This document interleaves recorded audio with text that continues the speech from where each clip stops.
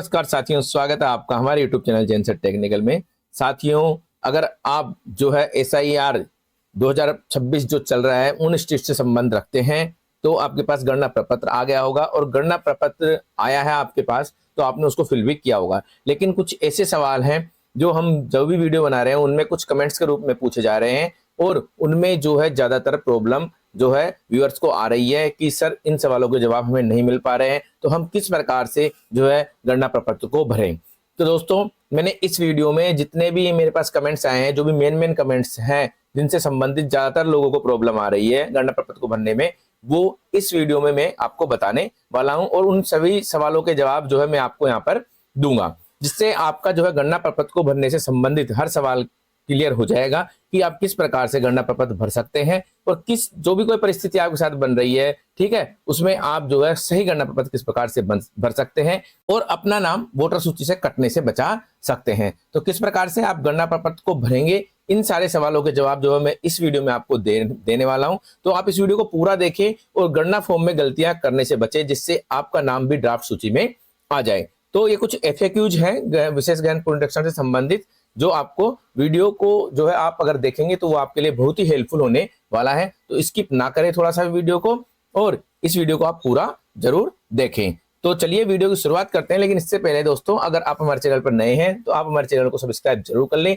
Video आपको थोड़ा सा भी अच्छा लगे तो आप इसे लाइक करके अपने दोस्तों रिश्तेदारों के साथ शेयर जरूर कर दें। तो चलते हैं वीडियो की शुरुआत करते हैं। तो पहला जो हमारा सवाल यहाँ पर आया है वो यह आया है कि गणना प्रपत्र के प्रथम कॉलम, ठीक है, जो कि ऊपर का पार्ट होता है शुरुआत का, में किसकी डिटेल भरनी है और किस लिस्ट के अनुसार भरनी है, 2002 या 2025 की लिस्ट के अनुसार। देखिए दोस्तों, गणना प्रपत्र का जो पहला कॉलम होता है उसमें वर्तमान जो मतदाता है 2025 की लिस्ट के अनुसार अपनी डिटेल भरेंगे।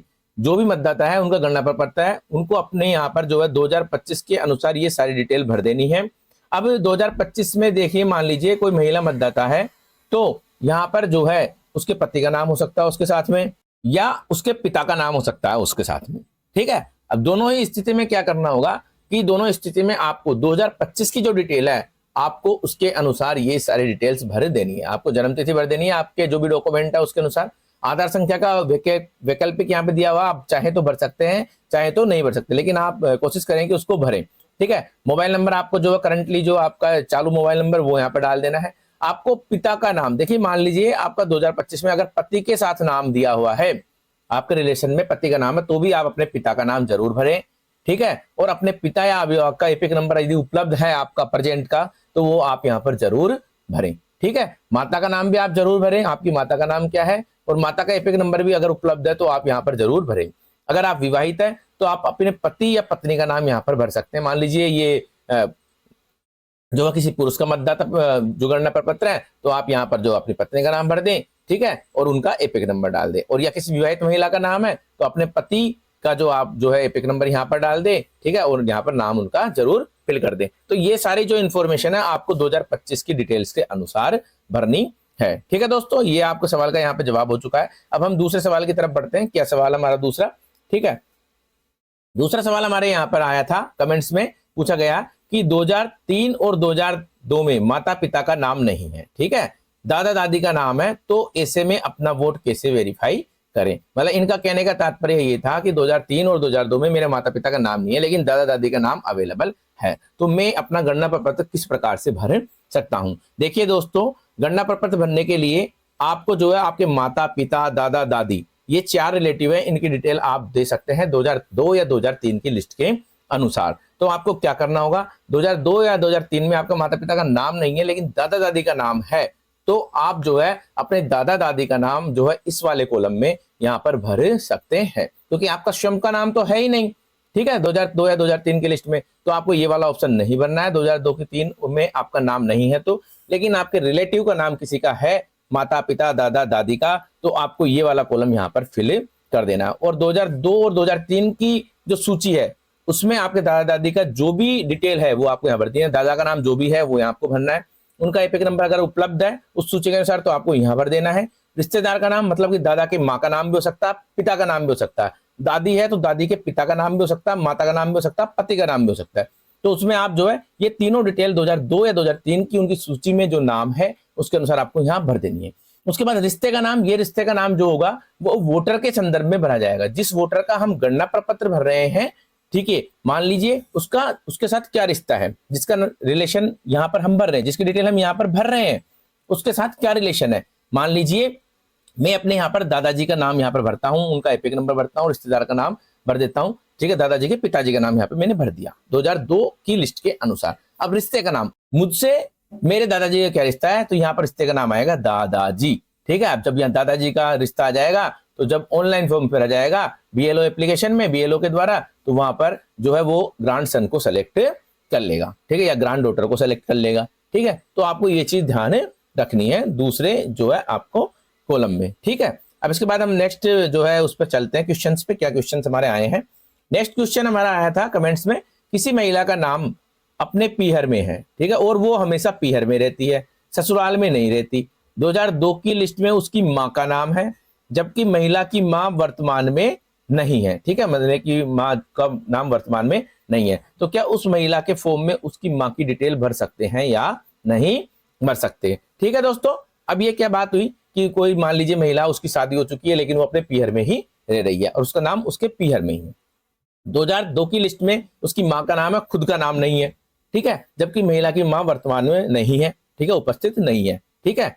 अब यहां पर क्या करना होगा हमें, देखिए बात ये सी है कि अगर किसी भी रिश्तेदार का नाम, आपके माता का नाम, पिता का नाम, दादा का नाम, दादी का नाम 2002 या 2003 की लिस्ट में है, तो और वो वर्तमान में उपस्थित नहीं है, तो भी आपको उसकी डिटेल आपके फॉर्म में भरनी जरूरी है। देखिए मेन मुद्दा क्या है एसआईआर का, कि मेन मुद्दा ये है कि अगर आपके माता पिता 2002-2003 में रहते थे, तो आपको भी भारतीय नागरिक माना जाएगा उनके अनुसार, ठीक है, क्योंकि आप उनके बेटे हो या बेटी हो, उनके अनुसार आपको भी भारतीय नागरिक माना जाएगा और आपसे कुछ भी डॉक्यूमेंट्स नहीं लिए जाएंगे, केवल आपके जन्मतिथि का डॉक्यूमेंट्स आपसे लिया जा सकता है कि आपकी जन्मतिथि क्या थी, ठीक है, आपको वेरीफाई नॉर्मल तरीके से किया जाएगा। लेकिन मान लीजिए आपके माता पिता का नाम नहीं है 2002-2003 के लिस्ट में, आपके दादा दादी का नाम नहीं है, तो वो वेरिफिकेशन होगा कि आप कहां से आए हैं, ठीक है, आप कहां से आए हैं, आप भारतीय नागरिक हैं या नहीं है। तो आपको क्या करना, अगर किसी भी रिश्तेदार का नाम और वो वर्तमान में प्रेजेंट नहीं है वो रिश्तेदार, तो भी आपको यहाँ पर अपने माता पिता दादा दादी के नाम में से जिसका भी नाम 2002 या 2003 की लिस्ट में है, वो आपको इस वाले कॉलम में फिल कर देना है, और ये जरूरी है। अगर आप ये नहीं फिल करेंगे तो आपको जो है बाद में वेरिफिकेशन में दिक्कत आएगी, ठीक है दोस्तों। तो आपको ये वाली डिटेल यहाँ पर फिल कर देनी है। ये मैं बता चुका हूं किस प्रकार से फिल करने हैं तीनों, और ये वाला कॉलम में मैं आपको बता चुका हूं किस प्रकार से फिल करना है, ठीक है। ये सारी डिटेल आपके 2002 या 2003 की लिस्ट के अकॉर्डिंग भरी जाएगी। जितने भी कॉलम है इसमें 2002 या 2003 की, जहां पर भी जिस भी स्टेट में 2002 में है तो 2002 के अनुसार, जिस स्टेट में 2003 के अनुसार है तो वहां पर 2003 के अनुसार ये सारी डिटेल जो है यहाँ पर भरी जाएगी, ठीक है। तो ये आपको ध्यान रखना है। अब बढ़ते हैं हम आगे दूसरे वाले, इसके बाद वाले जो है क्वेश्चन पे। तो सर मैंने अपने पिताजी का गणना फॉर्म भरा है, उसमें मैंने रिश्तेदार का नाम वाले कॉलम में दादाजी का नाम भरा है, ठीक है, पर दादाजी अब नहीं है, पर 2002 की वोटर लिस्ट में दादाजी का नाम है, तो क्या सही भरा है मैंने फॉर्म?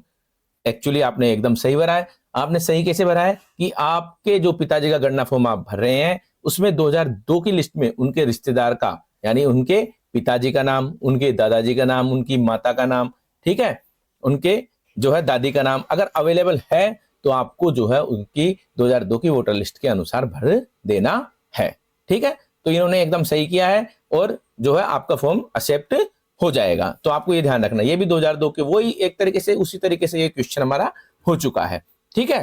तो आपके द्वारा भी सही भरा गया है, ठीक है। अब हम अगले पे चलते हैं क्वेश्चन पे। क्या क्वेश्चन है ये? नेक्स्ट क्वेश्चन आया है कि भैया अगर माता पिता 2003 में थे, अब नहीं है, तो किसका नाम डालेंगे माता पिता न होने पर, ठीक है, मतलब माता पिता इनके वर्तमान में उपस्थित नहीं है लेकिन 2003 में थे। उसके लिए सुझाव दीजिए। दादा दादी भी अब नहीं है, तो रिलेशन नेम के लिए हमें क्या लिखना होगा?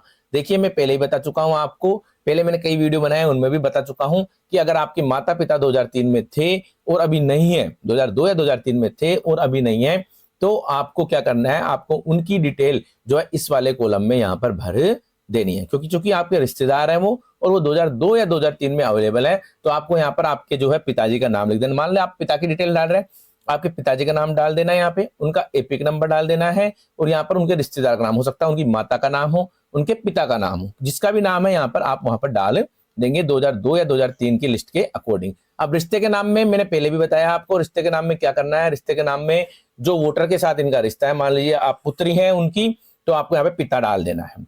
ठीक है, आगे बात समझ में। आप मान लीजिए माता का भर रहे हैं तो आपको यहाँ पर माता डाल देना है। ठीक है, तो मतलब आपके साथ उनका क्या रिश्ता है वो रिश्ते का नाम आपको यहाँ पर डाल देना है। ठीक है, तो अब ये जो है हम अगले वाले क्वेश्चन पे चलते हैं। हमारा क्या कमेंट्स आया था देखते हैं। सर, विवाहित महिला जिनका नाम 2025 की सूची में है और 2003 की सूची में नहीं है, उनका कैसे भरा जाएगा फॉर्म। ठीक है, तो यहाँ पर पूछा गया विवाहित महिला के लिए। मैंने इसके लिए एक पूरा विवाहित महिला के ऊपर जो है पूरा वीडियो बनाया हुआ है, और वो वीडियो जो है आप अच्छे से हमारे चैनल पर जाकर देख सकते हैं। ठीक है, तो अब हम क्या करेंगे इसके केस में, जो हम यहाँ पर सबसे पहले जो है इनका कॉलम ए वाला जो ये फॉर्म है ये 2025 की सूची के अकॉर्डिंग फिल कर देंगे। ठीक है, 2025 की जो वर्तमान सूची है उसके अकॉर्डिंग फिल कर देंगे। पिता और माता का नाम भी आप जरूर डाल दें यहाँ पर। ठीक है, ये आप डालेंगे तो ज्यादा आपके लिए बेटर रहेगा। पति पत्नी का नाम है अगर, तो पति पत्नी का भी अभी आप जो है डाल सकते हैं, क्योंकि विवाहित महिला है तो आप यहाँ पे डाल सकते हैं। अब इसके बाद में उनका नाम जो है 2003 की सूची में नहीं था। अब यहाँ पर एक कंडीशन ये होती है, मान लीजिए आपका उनका पिताजी का नाम और माताजी का नाम 2003 की सूची में था। ठीक है, खुद का नाम तो नहीं था, लेकिन 2003 की सूची में उनके माता पिता का नाम था, तो आपको ये वाला कॉलम ना करके आपकी माता या पिता की डिटेल यहाँ पर 2003 की सूची के अनुसार यहाँ पर भर देनी है। ठीक है, और रिश्ते के नाम में वो आपके क्या लगते थे, माता लगते थे, माता, पिता लगते थे तो पिता, उनकी डिटेल आपको यहाँ पर डाल देनी है। ये तीनों डिटेल 2003 की सूची के अनुसार, अगर माता पिता का नाम है तो ठीक है, तो आप इसको भर सकते हैं, और अगर माता पिता का नाम नहीं है तो आपको केवल जो है 2025 की सूची के अनुसार ही यहाँ पर भर देना है, केवल ऊपर वाला कॉलम, आप इन दोनों को नहीं भरेंगे।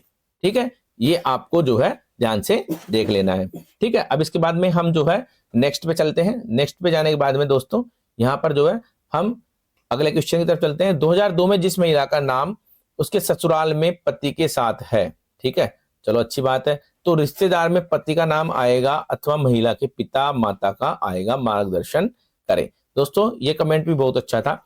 मान लीजिए कोई भी शादीशुदा महिला है जिसका 2002 में उसके पति के नाम साथ था। ठीक है, तो मान लीजिए उसी महिला का हम जो अभी प्रेजेंट में गणना प्रपत्र भर रहे हैं वो 50-60 साल की है।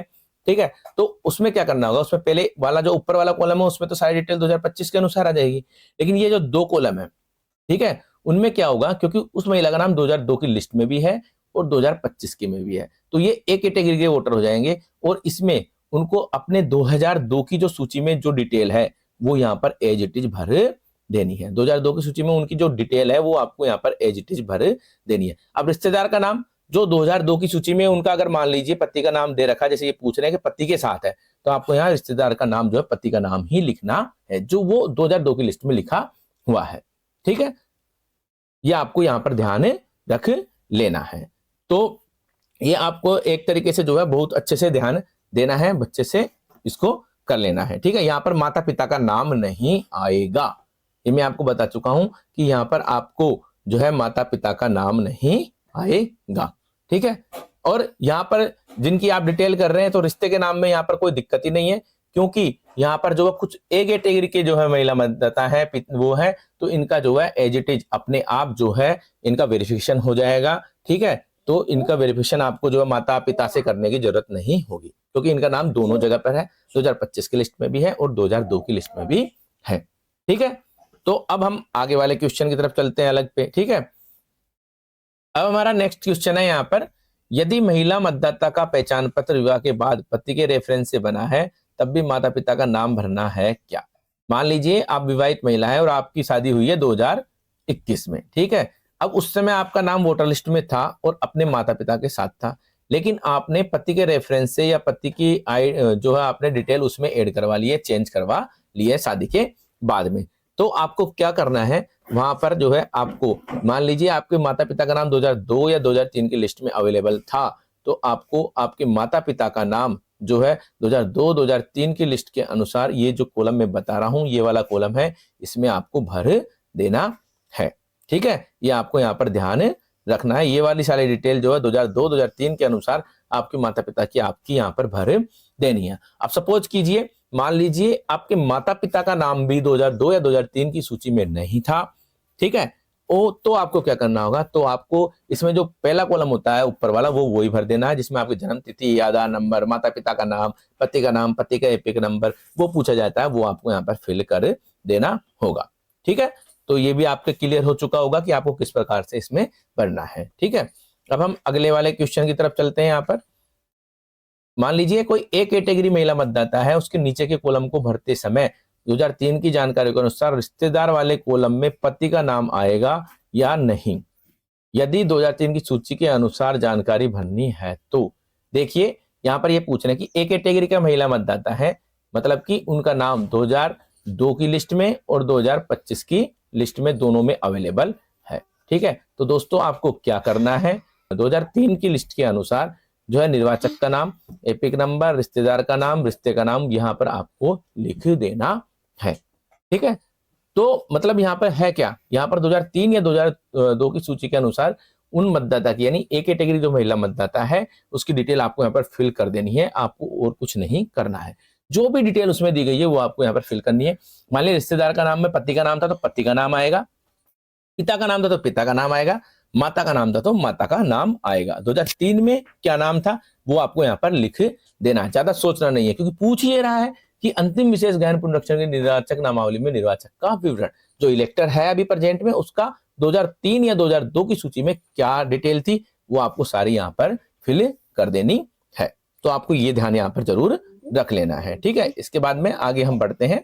अगला देखिए, अगला क्वेश्चन हमारे पास आया है कि ऑनलाइन फॉर्म फिल करते समय लास्ट में ई हस्ताक्षर करने के ऑप्शन पर आ गया, लेकिन कुछ पर्सनल डिटेल के करेक्शन के कारण वापस बैक किया तो अब एपिक ऑलरेडी मैप्ड बता रहा है, ऐसे में क्या करें।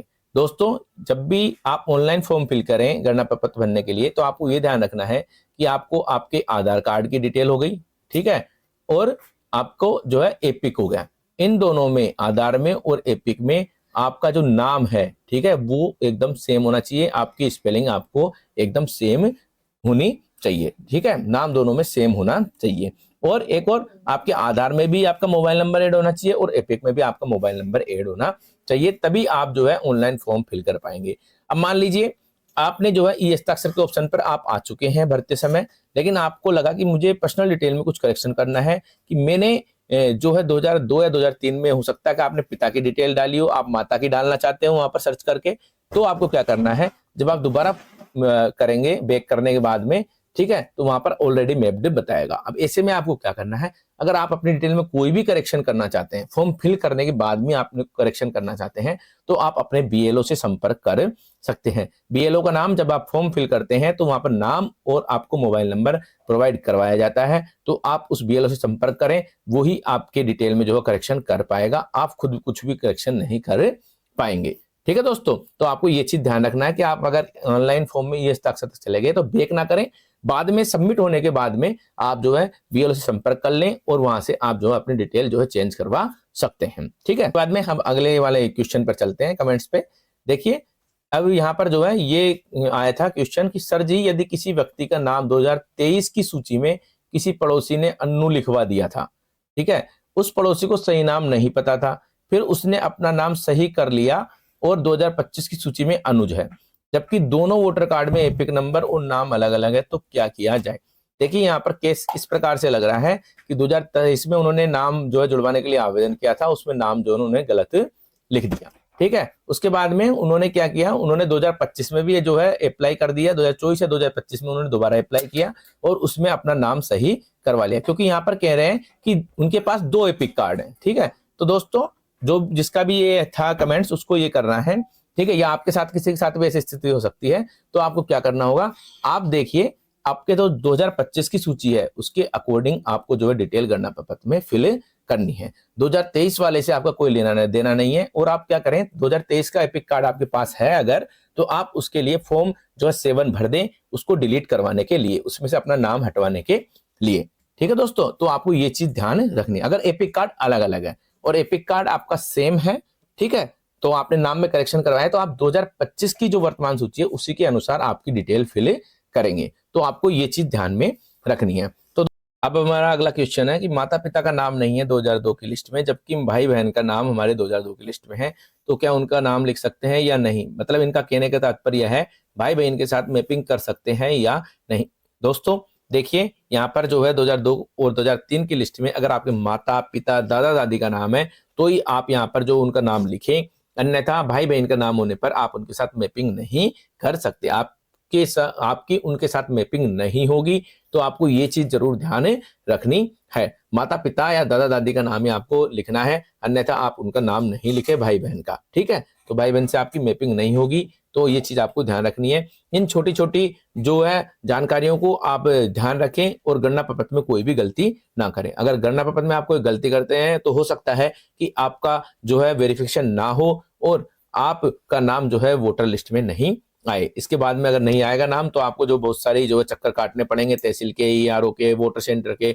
तो आप इन चीजों का जरूर ध्यान रखें। दोस्तों ये कुछ कमेंट्स थे जो हमारे वीडियोज में आए थे, इनके जो है हमने जवाब आपको दे दिए हैं। और हो सकता है कि ये जो क्वेश्चन मैंने इसमें लिखे हैं, बहुत सारे क्वेश्चन थे इनके कमेंट्स में आए हैं, वो आपसे भी संबंध रखते हो सकता है आपके भी इनमें से कुछ क्वेश्चन हो सकते हैं। तो आप इस वीडियो को अगर आपने देखा है पूरा, तो आपको कोई जानकारी इसमें से अच्छी लगी है, थोड़ी बहुत भी आपके काम आने वाली जानकारी है, तो आप इस वीडियो को लाइक करके अपने शेयर जरूर कर दें और आप हमारे यूट्यूब चैनल को सब्सक्राइब जरूर कर दें। दोस्तों मैंने इसमें कोशिश की है कि सही से आपको जवाब बता सकूं, सही से आपको जो है मैं इंफॉर्मेशन प्रोवाइड करा सकता हूं। फिर भी आपको अगर कोई दिक्कत है, आपको कोई प्रॉब्लम आती है, तो आप अपने बीएलओ से जरूर कांटेक्ट कर लें और उससे संबंध करके ही अपना गणना प्रपत्र भरें, ठीक है।